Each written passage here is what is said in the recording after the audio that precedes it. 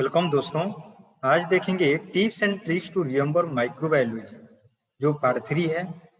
अगर वाकई आपको नर्सिंग ऑफिसर बनना है, इस वीडियो को अभी जरूर देख लीजिए, क्योंकि ये किसी भी nursing and medical entrance examination के लिए इंपॉर्टेंट है।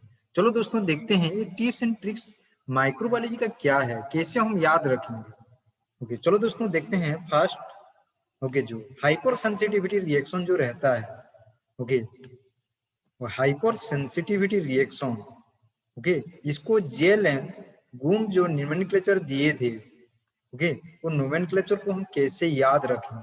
चलो दोस्तों देखते हैं। इसको याद रखने के लिए सिंपल एक तो आप लोगों को टिप्स दे रहा हूँ, जो कि एसिड नाम से है, ACID। तो एक्चुअली हाइपर सेंसिटिविटी रिएक्शन जो होता है, 4 टाइप का होता है। Type 1, type 2, type third, type 4 होता है।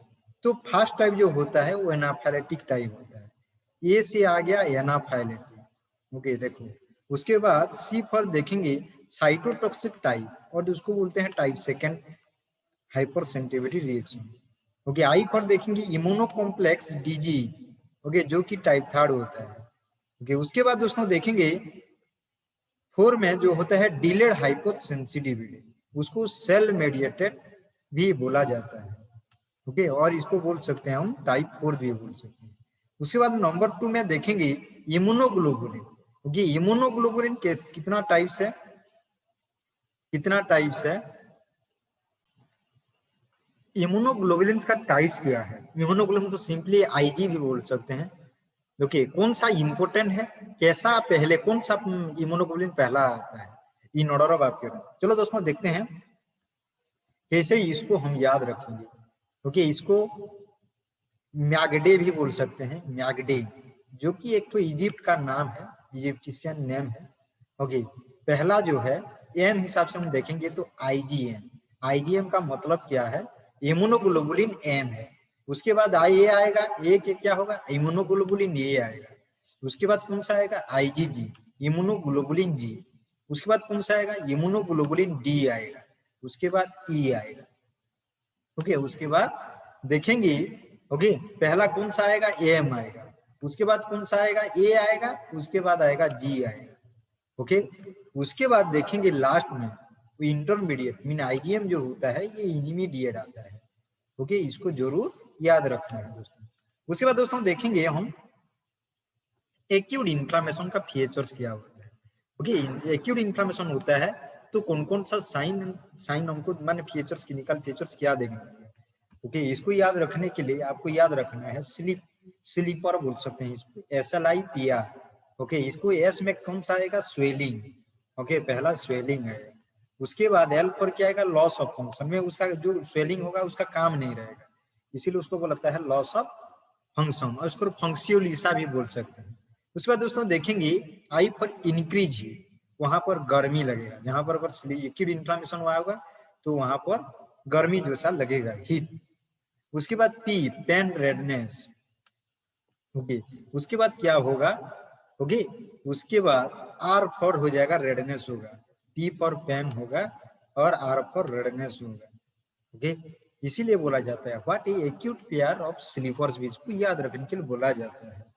उसके बाद दोस्तों नंबर 4 में देखेंगे, ओके, लूपस एरिथमेटोस जो होता है, एसएलई सिस्टेमिक लूपस एरिथमेटोस, उसका साइन एंड सिम्टम्स क्या है। उसको याद रखने के लिए हम सिंपली बोल सकते हैं सूप ब्रेन। क्या बोलेंगे इसको, सूप ब्रेन। जो सूप एस पर क्या होगा, सेरोसाइटिस। ओके, सेरोसाइटिस को आप उसमें बोल सकते हैं ल्यूराइटिस। ओके, पेरिकार्डाइटिस, जो सीरस मेम्ब्रेन में जहाँ रहता है वहाँ का इन्फ्लामेशन होगा। उसके बाद ओरल ऑल्सो, ये भी वो हो आ जाएगा। उसके बाद दोस्तों देखेंगे आर्थराइटिस, इन्फ्लामेशन हो तो जॉइंट भी बोल सकते हैं। उसके बाद फोटो सेंसिटिविटी। उसके बाद देखेंगे बी फॉर ब्लड। ओके, यहाँ पर क्या होगा, ब्लड में कम होगा, low mean blood cell mean RBC का कम होगा, मीन हीमोग्लोबिन कम होगा, उसको एनीमिया बोलेंगे।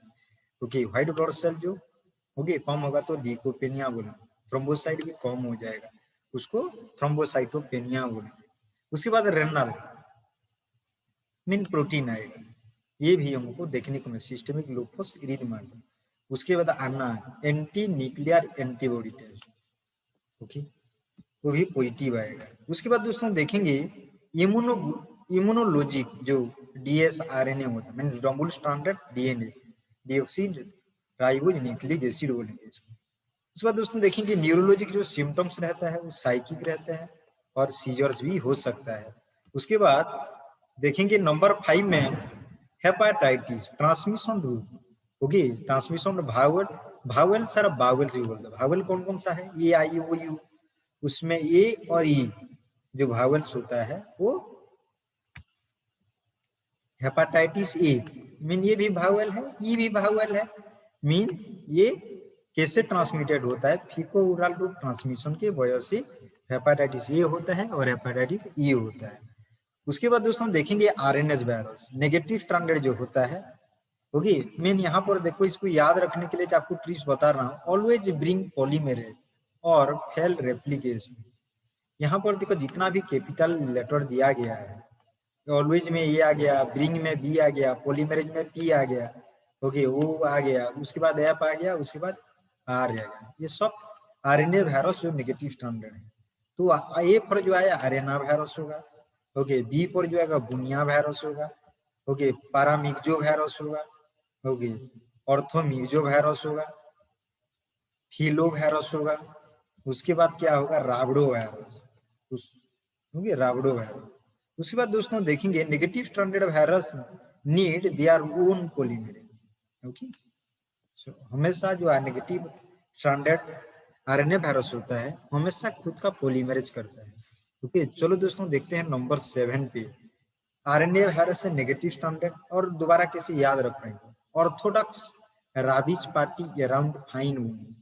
ओके, उसको दोबारा याद रखने के लिए भी हम याद रख सकते हैं। टू फॉर है ऑर्थोमिक्सो वायरस, ओके, उसके बाद आर फॉर आ गया rhabdo virus, okay, paramyxo virus P for, उसके बाद ए फॉर एरिना वायरस, उसके बाद देखेंगे फिलो वायरस, ओके, उसके बाद देखेंगे बुनिया वायरस। ओके, ये सब RNA वायरस नेगेटिव स्टैंडर्ड है। उसके बाद दोस्तों देखेंगे 8 पर एंडोकार्डिटिस। और एंडोकार्डिटिस में जो इंडिकेशन किया जाता है फॉर सर्जरी, ओके, तो इसको याद रखने के लिए पॉजिटिव और हिसाब से हमको याद रखना पड़ेगा। ओके, पहला होगा प्रोस्थेटिक वाल्व एंडोकार्डिटिस जो मोस्ट केसेस में किया जाता है। ओके, उसके बाद यू फॉर आ गया ऑन कंट्रोल इन्फेक्शन हुआ है तो उसमें सर्जरी किया जाता है। ओके, उसके बाद देखेंगे एस, ओके, पीयूएस का एस आ गया suppurative local complication with conduction abnormalities. Okay, इसमें भी सर्जरी किया जाता है। उसके बाद आप पर देखेंगे रिसेक्शन ऑफ माइकोटिक एनोरिज्म। उसके बाद देखेंगे ineffective anti microbial therapy. Okay, यहाँ पर भी क्या किया जाता है? सर्जरी किया जाता है। उसके बाद दोस्तों देखेंगे ओके भी फॉर आ गया valvular damage. Valvular damage significant है ये। ओके, उसके बाद देखेंगे इमोबाइलाइजेशन जो रिपीटेड सिस्टमेटिक होता है। उसके बाद देखेंगे refractory congestive heart failure. Okay, ये आ गया। उसके बाद दोस्तों 9 पर हम देखेंगे ओके टेराटोजेंस जो प्लासेंटा को क्रॉस करता है। कौन सा ऑर्गेनिज्म जो प्लासेंटा को क्रॉस करता है? ओके, उसको टेराटोजेंस बोले। इसको याद रखने के लिए टॉर्चेस हिसाब से याद रखना है। Torches TORCHES। टी फॉर आ गया टोक्सोप्लाज्मा, ये प्लासेंटा को क्रॉस कर लेगा। आर फॉर आ गया रूबेला वायरस, ये भी क्रॉस कर लेगा। CMV साइटोमेगालोस वायरस, ये भी प्लाज्मा को प्लासेंटा को क्रॉस कर लेगा। उसके बाद हार्पिस सिम्प्लेक्स, ये भी क्रॉस कर लेगा। उसके बाद देखेंगे हार्पिस जोस्टर और वेरिसेला वायरस जो होता है वो भी क्रॉस कर लेगा प्लासेंटा को। उसके बाद देखेंगे हेपाटाइटिस B, C और E, ये भी क्रॉस कर लेगा। उसके बाद S पर आ गया सिफिलिस।